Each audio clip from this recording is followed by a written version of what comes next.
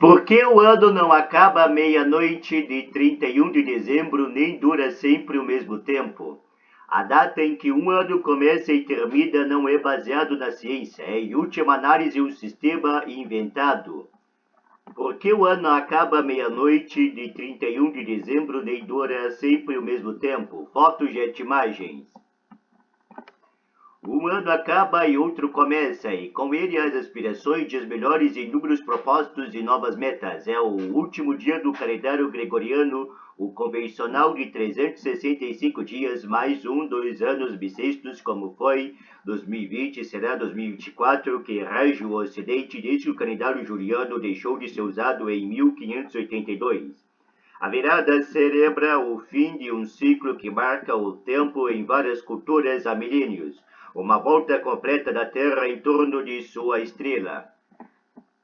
Tradicionalmente entendemos por ano tanto a economia quanto em muitas culturas é tempo que nosso planeta leva para girar em torno do Sol, explica a BBC News Mundo, serviço em espanhol da BBC. O astrônomo e acadêmico Eduardo Nega, do Observatório Astronômico Nacional da Universidade Nacional da Colômbia, porém, como o físico teórico também relata, a data em que um ano começa e termina não é baseada na ciência, na verdade, uma convenção, ou seja, o sistema em última análise inventado. Partir do pressuposto de que o ano termina à meia-noite do dia 31 de dezembro e começa o dia 1º de janeiro é uma construção social, uma definição que foi feita em um momento da história afirma.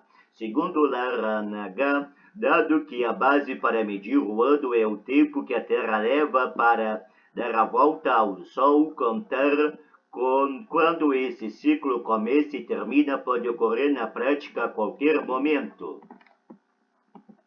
Do ponto de vista astronômico, nada de especial acontece no dia 31 de dezembro para dizer que é aqui que termina o ano. Tampouco nada de especial acontece no dia 1º de janeiro para dizer que é quando começa, explica. Na realidade, em toda a órbita da Terra, não há nada de especial ou fora do comum que aconteça para marcar a mudança de um ano, mas não para por aí. A duração exata de 365 dias do ano, ou 366 no caso dos bissextos, é uma outra convenção social. Na verdade, há muitas formas de medir a duração de um ano, diz Larranaga, e dependendo da forma utilizada, a duração não é a mesma. Mas como isso é possível, a duração do ano, desde que foi introduzida pelo imperador Júlio César em 46 a.C., o calendário juliano serviu para contar a passagem dos anos e da história da Europa até o fim do século XVI. Porém, desde a Idade Média, vários astrônomos perceberam que essa forma de medir o tempo produzia um erro acumulado de aproximadamente 11 minutos e 14 segundos a cada ano. Foi então que, em 1582, o Papa Gregório XIII promoveu a reforma do calendário que usamos até hoje, fazendo ajustes para aperfeiçoar o modelo introduzido por Júlio César, que já previa os anos bissexto, uma das alterações instituídas pelo pontífice para lidar com o excedente acumulado que foi deixar de tornar um ano bissexto aquele divisível por 100, mas não por 400. Por exemplo, 2000 e 1600 foram anos bissextos, mas 1700 e 1900 não. Há pelo menos 4 maneiras de contar o tempo que a Terra leva para dar uma volta em torno do Sol. Fotos e imagens. Larranaga explica que, do ponto de vista da astronomia base para a definição do que é um ano, não existe uma unidade de medida única, mas pelo menos 4 para contar o tempo que a Terra leva para dar uma volta em torno do Sol, ano ou calendário juliano. É uma convenção que é usada na astronomia para uma unidade de medida em que considera que a Terra dá volta ao Sol em 365,25 dias, ano sideral. É o tempo que a Terra leva para dar uma volta no Sol em relação a um sistema de referência fixo. Nesse caso, um grupo de estrelas é usado como referência e este ano tem uma duração de 365,25 25.636 dias.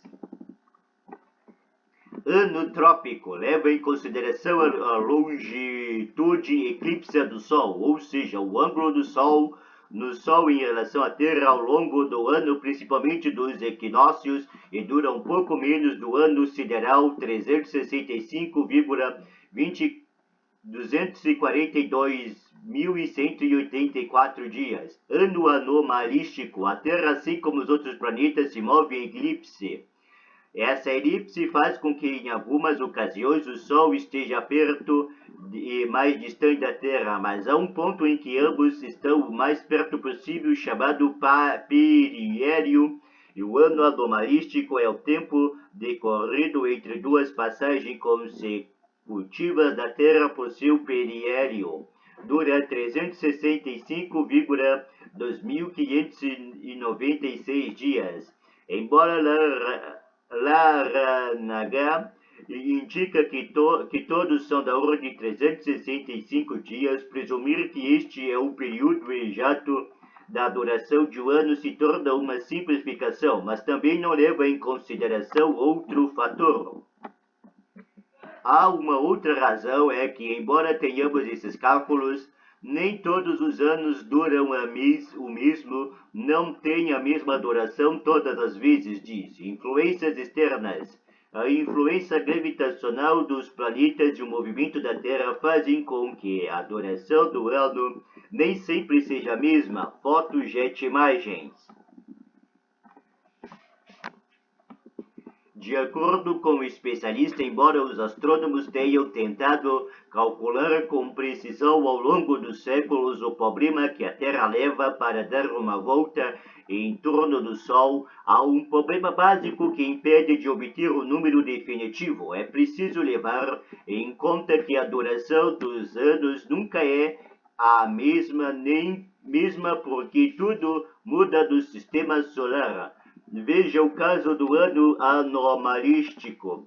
Enquanto a Terra gira em torno do Sol, o periélio muda como resultado da ação gravitacional de outros planetas, como Júpiter explica.